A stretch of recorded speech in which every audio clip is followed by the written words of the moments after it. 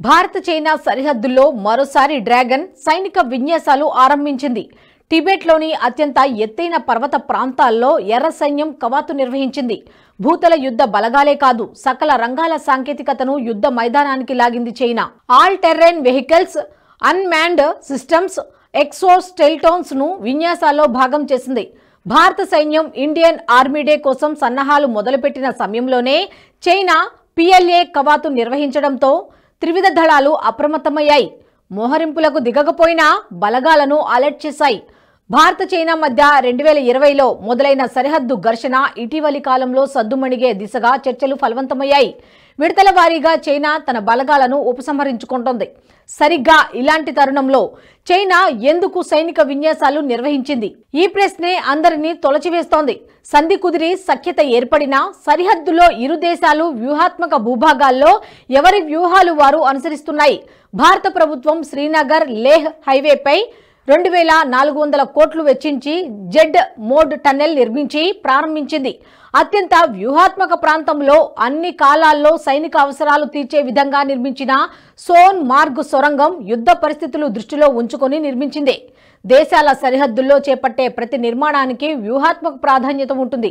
కేవలం పర్యాటక దృష్టితో ప్రభుత్వాలు వేల కోట్లు వెచ్చించవు. ఇంతకు చైనా సంధికి ఎందుకు ఒప్పుకుంది? సైనిక విన్యాసాలు ఎందుకు చేస్తోంది? ఈ ప్రశ్నలు అవసరమైనవి, అర్థవంతమైనవి. ఎర్ర సైన్యానికి యుద్ధ సాధన నిరంతర ప్రక్రియ. పరిస్థితి సద్దుమణిగిందని సైన్యం సేద తీరదు. భారత సైన్యం అప్రమత్తతను వీడదు. సరిహద్దులను ఢీలా వదిలిపెట్టదు. ఇరు దేశాలకు లెక్కకు మించిన తలనొప్పులు ఉన్నాయి. వివాద పరిష్కారానికి దౌత్యాన్ని ఆశ్రయిస్తూనే అప్రమత్తతను సాధన చేస్తున్నాయి. ద్వైపాక్షిక వ్యవహారాల్లో వ్యూహాత్మక భాగస్వామ్యం సాధ్యం కాకపోయినా పరస్పర అంగీకారంతో తాత్కాలిక నిలకడ వైఖరిని ఆశ్రయిస్తాయి. భారత మీడియాలో చైనా సైన్యం తాలూకు వార్తలు వచ్చినట్టే చైనా మీడియాలో భారత సైనిక వ్యవహారాల వార్తలు వస్తాయి. భారత కంటే ఎక్కువ వివాదాలను చైనా ఎదుర్కొంటోంది. హాంకాంగ్ వంటి ప్రాంతం, తైవాన్ లాంటి అనిశ్చిత ప్రదేశాలు భారత్ వద్ద లేవు. ఒక దేశంలో 2 జాతీయ ప్రభుత్వాలు నడుస్తున్న ఏకైక దేశం చైనా. తైవాన్ దేశం కాదు, కానీ ప్రపంచ దేశాలు అనధికారికంగా దేశంగానే వ్యవహరిస్తున్నాయి. షింజియాంగ్ ప్రావిన్స్ ప్రమాదకరమైన తుర్కిస్తాన్ ఉగ్ర బెడదను ఎదుర్కోలేక అవస్థలు పడుతోంది. సిరియా పరిణామాల నేపథ్యంలో ఈటీపీఆర్పీగా పిలిచే తుర్కిస్తాన్ ఉగ్రవాదులు చైనాకు తీవ్ర స్వరంతో హెచ్చరికలు పంపారు. చైనాలో జిహాద్ ఆరంభిస్తున్నట్లు ప్రకటించారు. Kazakhstan, Kyrgyzstan, Tajikistan, Laos, Myanmar, Mongol, Nepal, ఉత్తర కొరియా, పాకిస్తాన్, రష్యాలతో సరిహద్దు వివాదాలను ఏనాడో పరిష్కరించుకుంది. కానీ బీజింగ్ ను అనుమానాలు వేధిస్తుంటాయి.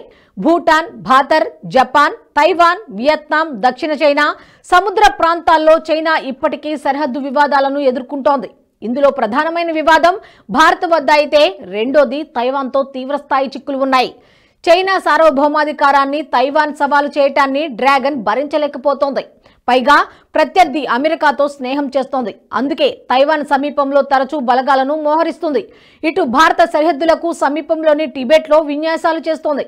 భారత సరిహద్దులకు సమీపంలో సైనిక విన్యాసాలు చేస్తూనే జపాన్తో సయోధ్యకు ప్రయత్నాలు మొదలుపెట్టింది.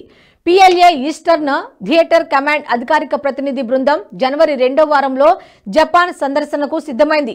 గ్లోబల్ టైమ్స్ పత్రిక జనవరి 13న PLA eastern theatre command delegation's Japan visit helps reduce probability of unexpected accidents శీర్షికన ఇందుకు సంబంధించిన కథనాన్ని కూడా ప్రచురించింది. అవాంతరాలను అధిగమించడానికి సంప్రదింపులు చేస్తున్నట్టు చైనా సైన్యం ప్రకటించింది. అనుకోని అవాంతరాలు, తప్పుడు అవగాహనలు సరిచేసేందుకు జపాన్ సందర్శన ఉపయోగపడుతుందని పీపుల్స్ లిబరేషన్ ఆర్మీ వర్గాలు వెల్లడించాయి. ఈ ప్రకటనలో దౌత్యానికి సంబంధించిన లౌక్యం ఉంది. చైనా, జపాన్ దేశాల మధ్య మానవ సంచారం లేని శంఖకు దీవులకు సంబంధించిన సరిహద్దు వివాదం ఉంది. ఇందులో కొన్ని దీవులను ప్రైవేటు యాజమాన్యం నుంచి 2012లో జపాన్ కొనుగోలు చేసింది. దీంతో చైనాలో పెద్ద ఎత్తున నిరసన ప్రదర్శనలు జరిగాయి. సినో జపాన్ సంబంధాల్లో ఓ మోస్తరు ఘర్షణాత్మక స్థితి నెలకొంది. ప్రస్తుతం చైనా ఎదుర్కొంటున్న సరిహద్దు వివాదాలు అంత సులభంగా పరిష్కారానికి నోచుకునేవి కావు. అన్ని వైపులా బలమైన ప్రత్యర్థులే ఉన్నారు. వీటి నుంచి తనను రక్షించుకోవాలంటే నిరంతర అప్రమత్తతను ప్రకటిస్తూ ఉండటం ఒకానొక సైనిక సంబంధమైన పరిష్కారం. చైనా సరిహద్దు సమీపంలో భారత బలగాల నిత్య సంచారం గురించి చైనా మీడియా కూడా ప్రతినిత్యం ఏదో ఓ కథనాన్ని ప్రచురిస్తుంది. ఈ కథనాలు అక్కడి ప్రజల్లో చర్చకు కూడా కారణమవుతున్నాయి. మన దేశంలో కూడా చైనా సైనిక విన్యాసాలు చేసినప్పుడల్లా సరిహద్దుల్లో భారత బలగాల సమర్థత గురించి చర్చ జరుగుతుంది. రాజకీయ చర్చకు కారణమవుతుంది. అంతే తప్ప వాస్తవానికి ఇరు దేశాల మధ్య ఇప్పటికిప్పుడు వచ్చిపడే ఉద్రిక్తతలేమీ లేవు. భారత సరిహద్దులకు సమీపంలో చైనా సైన్యం విన్యాసాలకు ప్రధాన కారణం చైనా ప్రభుత్వం ఎర్ర సైన్యంలో సాంకేతికతను ప్రవేశపెడుతోంది. దేశీయంగా తయారైన సైనిక పరికరాలు, ఆయుధాలను బలగాలకు వంటబట్టిస్తోంది. కొత్తల మేలు కలయికలో సమన్వయ సాధన చేస్తోంది చైనా. సైనిక బలగాల్లో ఆర్టిఫిషియల్ ఇంటెలిజెన్స్ ను ప్రవేశపెడుతోంది. డ్రోన్ల వాడకాన్ని పెంచింది. National university of defence technology NUDT సంస్థ ఈ మధ్య కాలంలో డ్రోన్లపై కొత్త పరిశోధనలతో సరికొత్త ఆవిష్కరణలు చేసింది. సరిహద్దుల్లో సాయుధ బలగాలకు సరఫరా రంగాన్ని పటిష్టం చేసేందుకు ఉద్దేశించిన డ్రోన్లపై ప్రయోగాలు చేస్తోంది. తన AI స్ట్రాటజీకి చైనా మెరుగులు దిద్దుతోంది. అమెరికా AI వ్యూహంతో పోటీ పడేందుకు డ్రాగన్ తహతహలాడుతోంది. అందులో భాగంగానే అనేక లక్ష్యాలను ఈ ఏడాది సాధించేందుకు రక్షణ పరిశోధన రంగాన్ని ఆధునీకరిస్తోంది. ఈ ఏడాది 55 మిలిటరీ టెక్ స్టార్టప్లు ఆరంభించనుంది. ఇందులో 17 స్టార్టప్లకు ప్రభుత్వమే ఆర్థిక సహకారం అందిస్తోంది. చైనా టెక్ దిగ్గజం టెనోసెంట్ సహా బ్యాటరీ తయారీ రంగంలో అతిపెద్ద సంస్థగా పేరున్న CATL కంపెనీలు చైనా రక్షణ ఉత్పత్తుల తయారీలో కీలక పాత్ర పోషిస్తున్నాయి. ఈ 2 కంపెనీలు చైనా సైన్యానికి సహకారం అందిస్తున్నాయనే కోపంతో పెంటగాన్ ఈ 2 కంపెనీలను నిషేధ జాబితాలో ఉంచింది. మొత్తంగా సాంకేతికంగా చైనా బలగాలను తిరుగులేనివిగా మార్చేందుకు చైనా సాయశక్తులా ప్రయత్నాలు చేస్తోంది. ఆధునిక పరికరాలను వాడటంతో తర్ఫీదు ఇస్తోంది. ఇందులో భాగంగానే వివాదిత సరిహద్దుల్లో విన్యాసాలు చేస్తోంది. ఇంతకు మించి భారత్ చైనాల మధ్య కొత్తగా వచ్చిపడే ఉపద్రవం ఏదీ లేదు. భారత్ కూడా సరిహద్దులను ఊహించని స్థాయిలో సాయుధం చేస్తోంది. ఈ ఏడాదిని భారత సైన్యం ఇయర్ ఆఫ్ రిఫార్మ్స్ గా ప్రకటించింది. ఆర్టిలరీ మోడర్నైజేషన్ 2025 పేరిట లక్ష్యాలను నిర్దేశించుకొని శతగ్ని దళాలను అత్యాధునీకరిస్తోంది. గతంలో మునిపెన్నడూ లేని రీతిలో రహదారులను నిర్మించింది. 2022 నాటికే 55,000 కిలోమీటర్ల సరిహద్దు రహదారులను నిర్మించి రికార్డు సృష్టించింది. వంతెనలు, సొరంగాలు, వ్యూహాత్మక వైమానిక స్థావరాలను నిర్మించింది.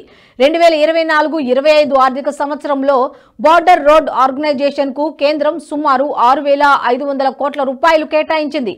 బార్డర్ రోడ్ ఆర్గనైజేషన్ బడ్జెట్ ను కేంద్రం ఏటా పెంచుతోంది. 2021-22లో 3,500 కోట్ల బడ్జెట్ ఉంటే 2023-24లో 5,000 కోట్లు కేటాయించింది. ఈ ఏడాది మరో 30% కేటాయింపులు పెంచింది.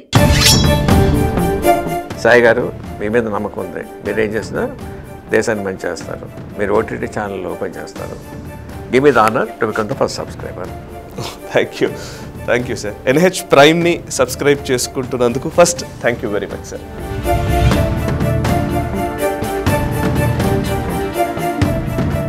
ఈ వీడియో మీకు నచ్చినట్టయితే లైక్ చేయండి, 10 మందికి షేర్ చేయండి. అలాగే కామెంట్ల రూపంలో మీ అభిప్రాయాలను మాతో పంచుకోండి. Nationalist hub group of channels ను సబ్స్క్రైబ్ చేసుకుని తెలుగునాట జాతీయవాద జర్నలిజాన్ని ప్రోత్సహించండి. ఈ వీడియో కింద ఉన్న బెల్ ఐకాన్ పై క్లిక్ చేయడం మర్చిపోవద్దు.